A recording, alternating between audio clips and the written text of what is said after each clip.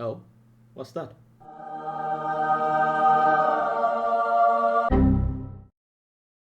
Well, now what? Hello everyone, and welcome back. My name is Sind, and today we are going to go over the cube of rapacity mechanic. Specifically, how you can get potentially any unique that can drop anywhere in the nether realm.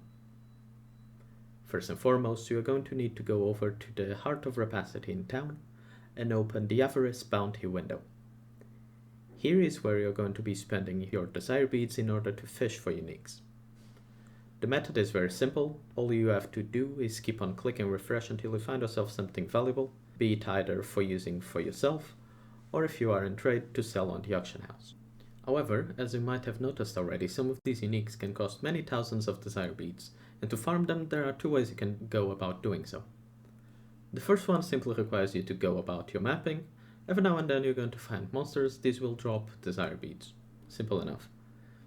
If you have the automatic pickup from the battle pass, these will go automatically into your inventory, otherwise you need to manually pick them up. To farm these beads efficiently, you will want to be as high of a time mark as you possibly can, since these seem to benefit from quantity increases. If you are opting to farm this way, I recommend the cards on screen right now. This will ensure you get the highest amount of beads as you possibly can whenever you encounter the mechanic in a map. Also, keep an eye out for any of these cards that can appear at the start of any mapping cycle, as they will give you a big increase on your profits.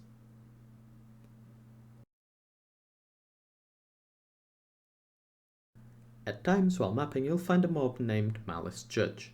These are boss-like enemies that take a bit more damage and defenses to deal with, but reward you with a large amount of beads on kill.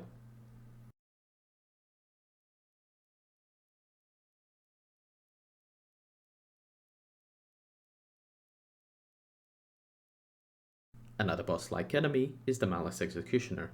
This one, rather than dropping a single stack with a large amount of beads, drops many smaller stacks with a smaller number of beads. Keep in mind that these aren't guaranteed to appear whenever the mechanic is present on your map, but rather are a rare enemy that is a much smaller spawn chance when compared to some of the other more common enemies that give you a smaller amount of desire beads.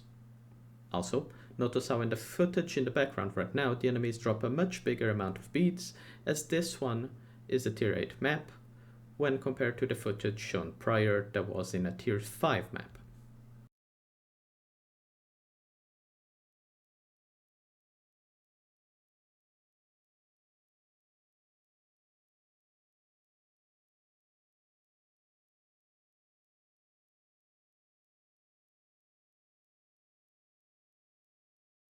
The second method is using your already owned beads and spending them on the avarice bounty window on desire quartz.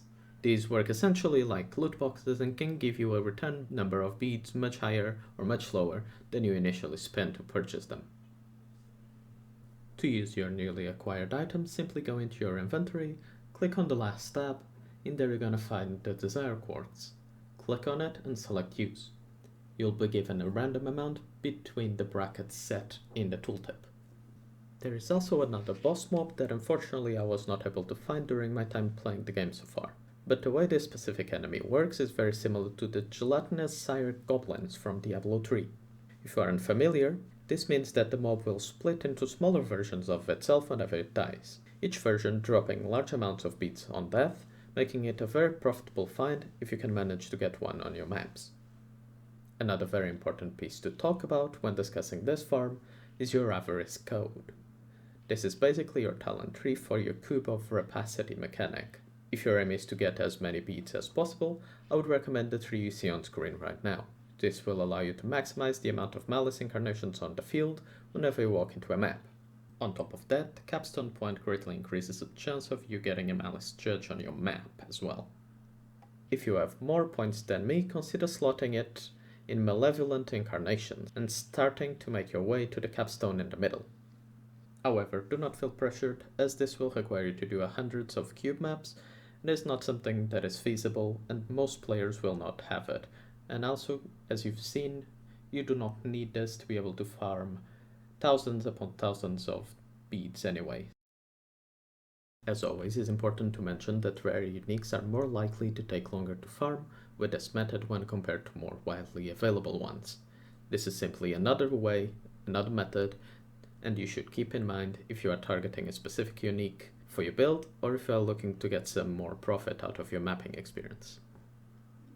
Another important point to keep in mind is that this is no way a method to get rich quick in game. This will require you to invest some time farming to start seeing some good results, and as in everything, you might get some unlucky streaks of maybe 1k, maybe 5k, where you don't see a single unique in the store. That's why it's important to get a good feel for the mechanic before deciding if it's something you want to invest your time into.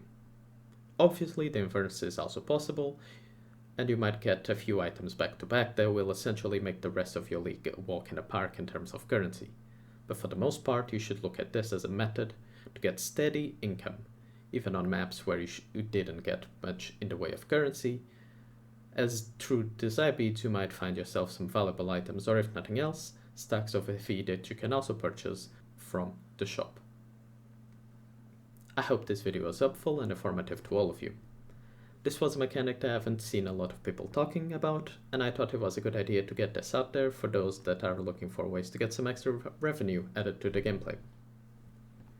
If you enjoyed the video, consider dropping a like and subscribe to the channel, as it will help us grow and bring more content like this to all of you.